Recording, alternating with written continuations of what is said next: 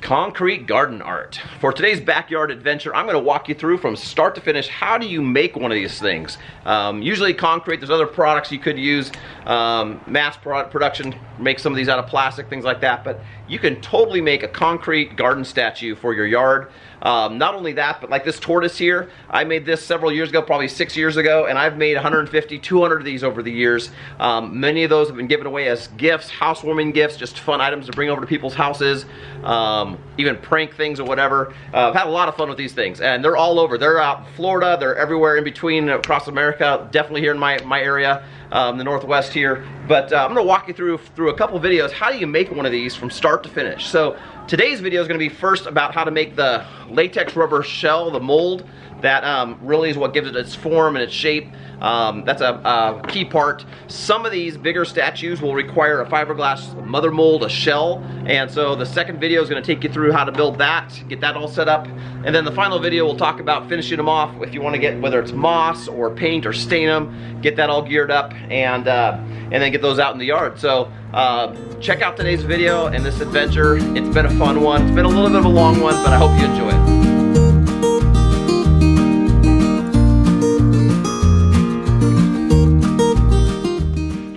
All right, the first step is to get the statue or whatever the thing is you're going to make a model of firmly placed on the surface of the wood or plastic surface, whatever the board is you're going to use. So in my case, I typically find a nice smooth piece of plywood that will kind of give me a nice surface for a flange when this thing is upside down. So what I'm going to do is take this, each of these, I've got one that's concrete, one that's porcelain, and one that's plastic. And I want to make sure they are attached to the surface so that over these first few coats, especially of the latex rubber, things don't move around, kind of lose its place, rip or anything. So I'm going to take some hot glue, and I want to put it on the bottom here. I'm just going to glue it onto the board. When this is on there, I want to have about a 1 inch, 2 inch flange around all the edges of the statue. Alright, so we got some glue on there. I'm gonna kind of center this on the board so I've got that 1 inch, 2 inch flange all the way around it. Alright, come get the squirrel. This is probably most critical for the squirrel, just how light it is. I want to make sure it's not going to go anywhere. Get my hot glue on there. Just hold it in place.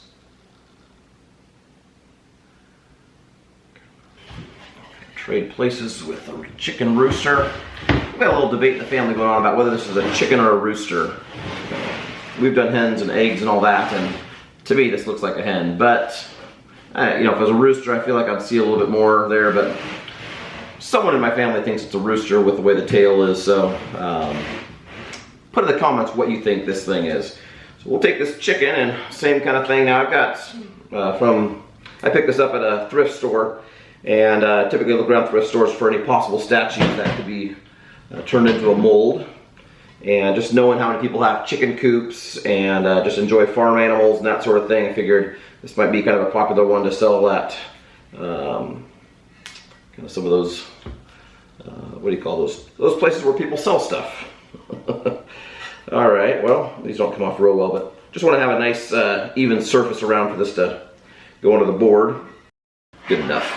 Alright, so take the hot glue again, just kind of work around the edges. And so as we move on to this next step, it's going to be putting the latex rubber down. Now, there's different brands you can use. I haven't tried very many, but when I got this one, this was I think the second one I used, and it was awesome. I got Tap Plastics, TAP, and it's just a liquid latex rubber.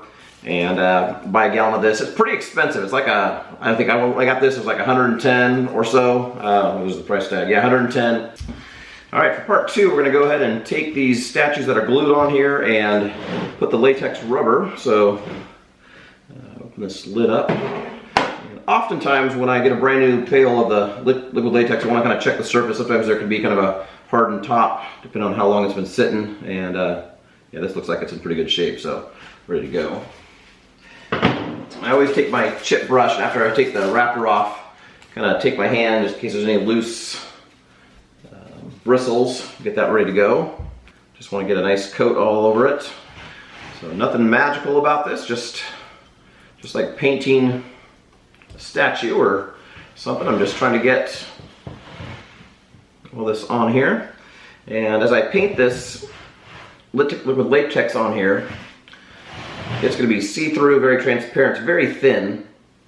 And I'll see the brush strokes and all that. The strength really comes as you put quite a number of coats on here. And just one coat of this is even, I would say, I mean, it's way more flimsy than a lot of those latex rubber gloves. But you could actually peel this first coat off very carefully and have like a very thin latex glove. So I'm going to try to make a very thick latex glove that will last for years.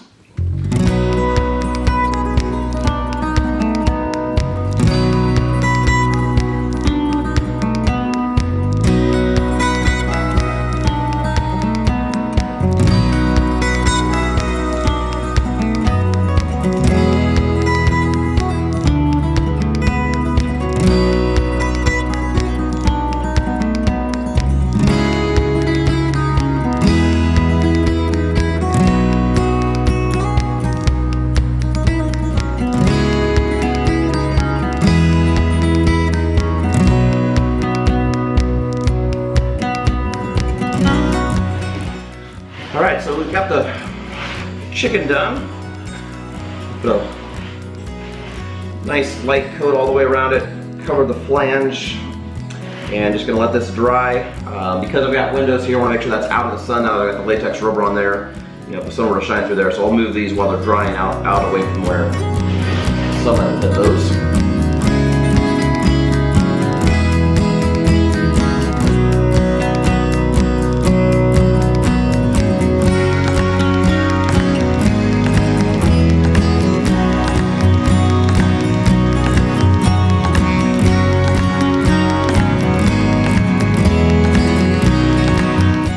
Got the squirrel first coat on there. For our last one, got my raccoon friend.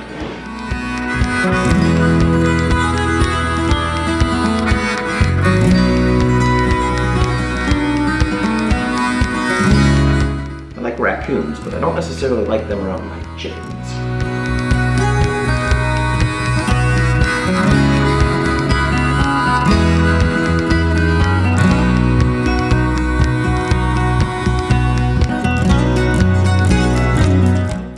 Alright, so we've got the raccoon all finished up here, and most of the heavy spots, it'll be fine.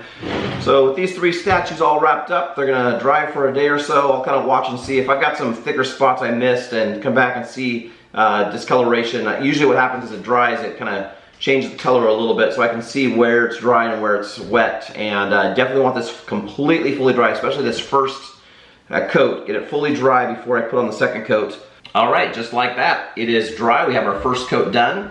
And before we go and just start putting coat after coat after coat, there is one critical step for most statues that you have to figure out, and that is regarding seams. Let me explain. So go back to the latex rubber glove. If you have a rubber glove that's on your hand and you want to peel that off and you kind of pull it and you're kind of ranking, your fingers move, they're flexible, they can handle, even if they kind of get some extra pressures, you're kind of trying to get it off those last few fingers. As you're pulling that off, no problem. But if this was raw concrete and I'm pulling that off, the moment I start to give it a little extra pressure, one of these fingers, which is thinner, especially maybe some of the thinner ones, maybe not the thumb, but the thinner ones, will just snap and break off or crack. So what I want to do is I want to create as little pressure on that raw, uncured concrete. So I might put some seams along my rubber glove. So instead of peeling it off, I'm almost just kind of pulling off, kind of opening up the sides so that there's no pressure on those real fragile parts. And so on a statue, I've done several of these statues where I've had some thin parts and I've had to really watch it. I have an eagle where I've got a beak, and this is one of the spots I break often when I'm peeling it off, especially if I go quickly. I don't have a really good seam there, and so when I'm peeling off that last little bit, if I just give it a little tug, that beak just goes pop off and I've ruined the whole statue. It doesn't work. So there's certain areas where if I break off a little piece of the back of the wing, it's not very noticeable, and so that statue's fine. But there's a few, usually those little details are some of the most important parts. So I know I got to think about this head, the beak, this top part, because these are all thin parts that when the concrete's raw, that's going to be an issue. But I also got this back spot. I don't know if you can see, but the wing here, it's really detailed. That's one of the things that makes the statue nice, but it goes in, and so these outer parts of the wing are really thin, and with concrete, it is going to want to break. So I think I can make this work. I think it's thick enough that if I can make a seam either on one side or both sides where I can just gently open it up, I think I can preserve these from breaking on most of my, as I open up the concrete. I'm not positive on that, but I'm gonna try this. I think it'd be a really cool statue if it works, but I need to put a seam there. So what I do is I take playing cards, and you know, typically there's a deck of cards around the house missing a card, and you might grab one of those. But the surface, I don't know if it's the wax or whatever they put on the playing cards, is great for the latex rubber, because as that's on there, that peels off real easy, and then you've got a nice seam. So let me explain how this is gonna work. So what I do is I take playing cards and I trace, well, let me just show you. I would take a card and I would put it up and I would trace with my marker along that ridge and then cut that out, and sometimes I need to go back a couple times, I might mess it up, but I want to get as close to where that edge is as possible.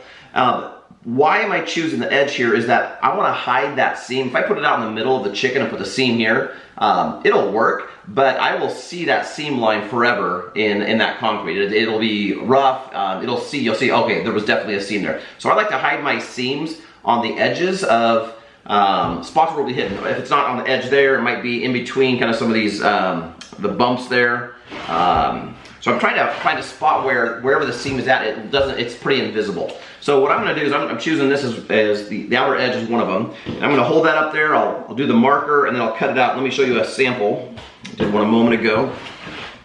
So I don't know if you can see that there. So I took this and cut that out, and then I'm gonna go ahead and get another card, and I'll put it down here. I'll take the black marker, trace that outline, cut it out, and then I'm gonna take some blue tape, which is a lot like the cards, the latex doesn't like to stick to it. And I'm just gonna create a fin all the way down, a seam all the way down where there'll be rubber on both sides of it, but when those cards are gone, it'll just opens up, and you'll have just a little bit of a mark where that seam was, but you'll be able to take this whole latex rubber shell and just open it. So let me take you through that process. Here we go.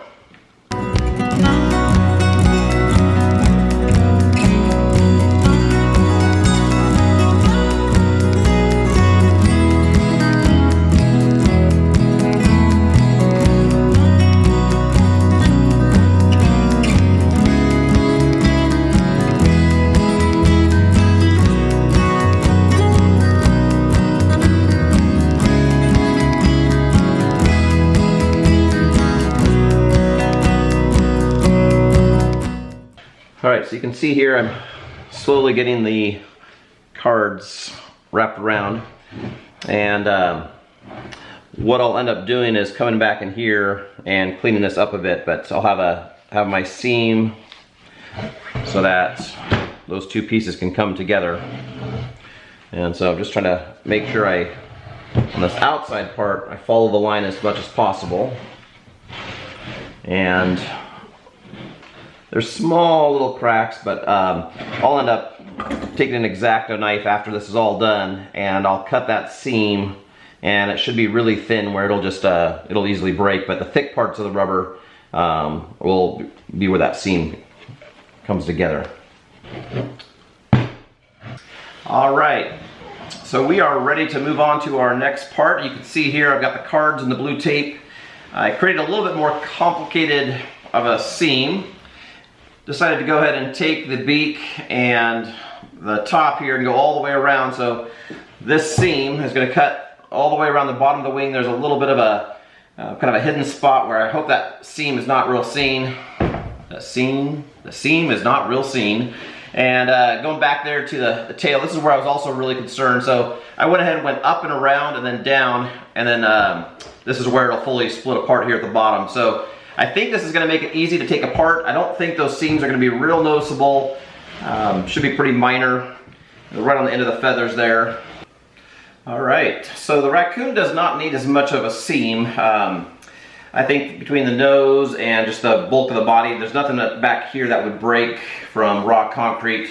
Ears probably could have been okay, but just to be safe, I went ahead and put a seam there. Also, this front leg, you know, it's the size of a real thick thumb. Just wanted to be cautious on that so that those critical parts would be okay. So I went ahead and put a seam that was, it's like a partial, so it's going to be a 2-piece rubber latex mold. It's a 1 piece that has a nice, basically half of it comes apart, so I can just peel this thing back all the way and get it off.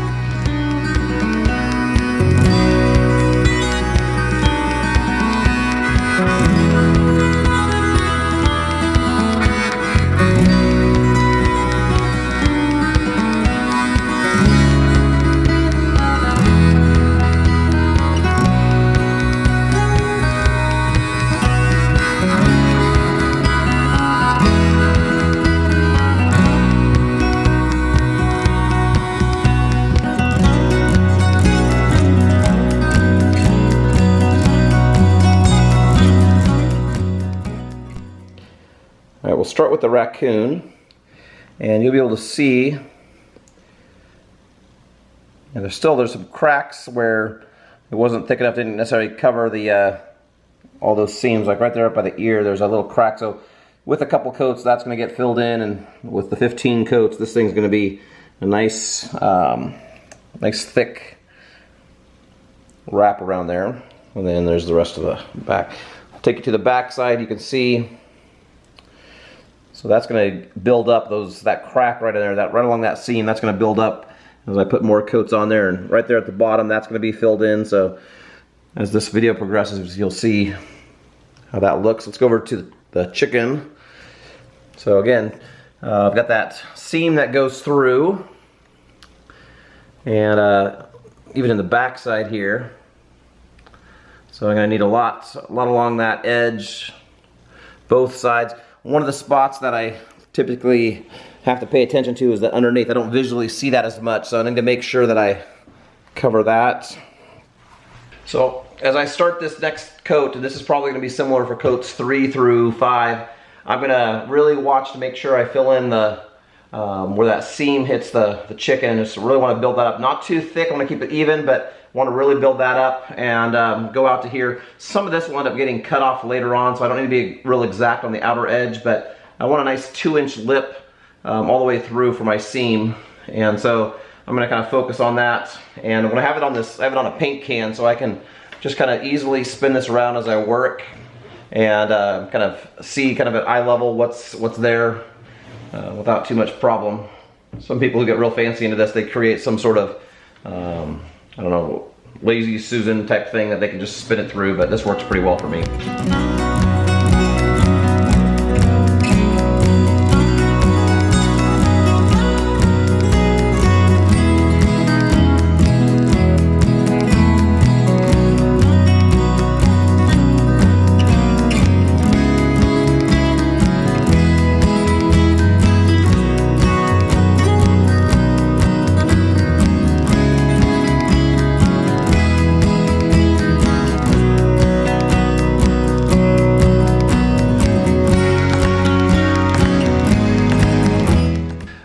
Pause the video for just a moment and talk about an element of, I guess what I would call filler. And this little trick will potentially save you massive amounts of headaches. It'll make things easier time and time again when you make the statues. And it's a small thing, but it makes a huge difference.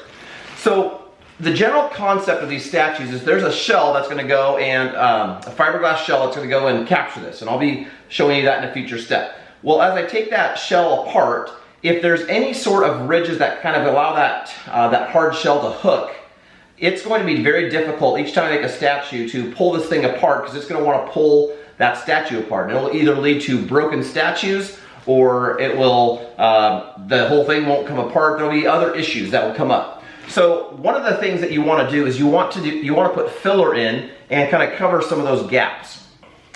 So here in the raccoon, this is probably, of all the statues, this is one spot where I see it's going to be the biggest issue. And right in here in this foot, here I'll zoom in, you can see this, but right in this foot, it gets very crowded. There's very little room for a shell to go in and pop out easily. In fact, if I leave this as it is right now, when I go and pull out the future fiberglass shell, it's going to break this leg off.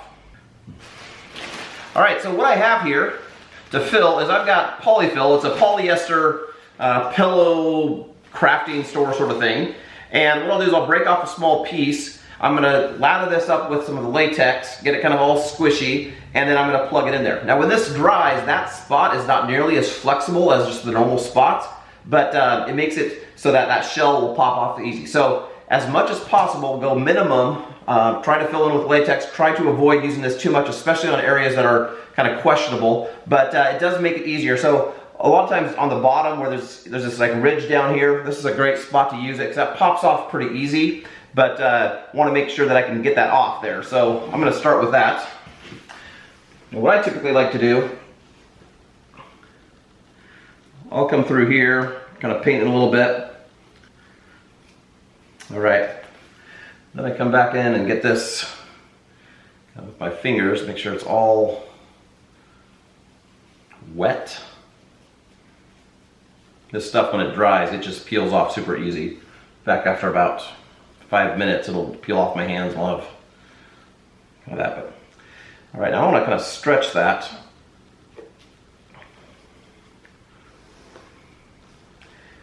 I want this to be able to dry, so I don't want giant clumps. But what I'm going to do is I'm going to kind of fill in.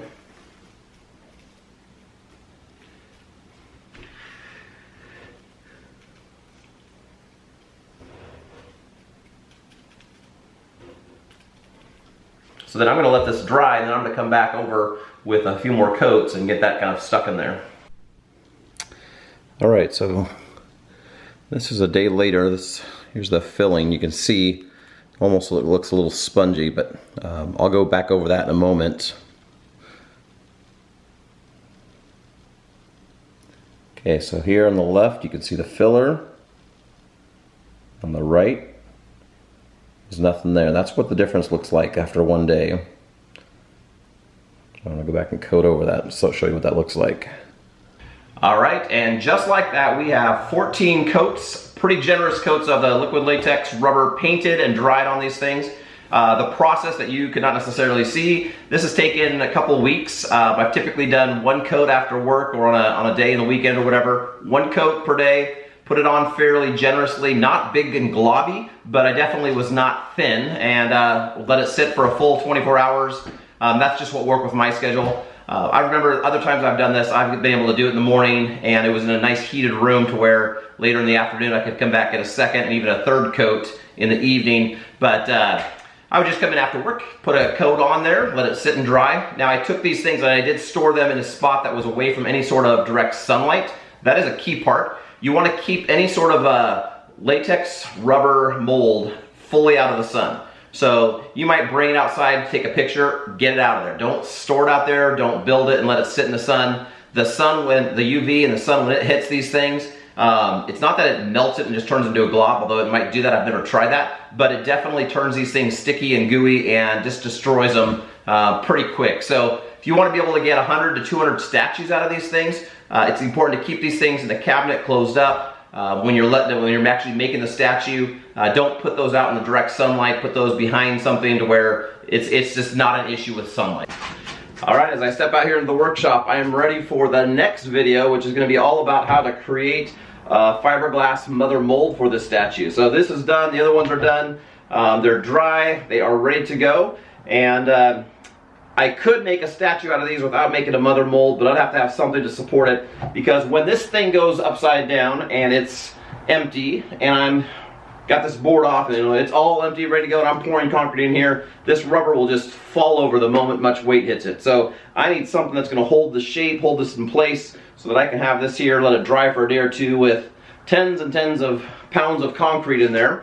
So let me just show you real quick. This is a glimpse of where we're going in the next video on how to make the fiberglass mother mold, the shell that's going to go around it, to where I could go, flip it upside down, have my latex mold there, pour the concrete in, it would hold its shape, hold its place. After a day or two, I could go, it would be heavy, flip it around, open it up, peel off that latex shell, and have a beautiful garden statue. So Tune in for the next video to watch about how this is going to work. Hopefully this has been helpful. I know it seems like a long process, but a lot of those details, if you watch this once or twice through, will really help you to be able to kind of figure out how to make a statue. Maybe start small, start with something small, and then work your way up. This is a pretty complicated one, but a lot of fun. It's a great way to give gifts, make some extra cash perhaps, and why not? So hopefully this backyard adventure with Andy was helpful, and have a wonderful day.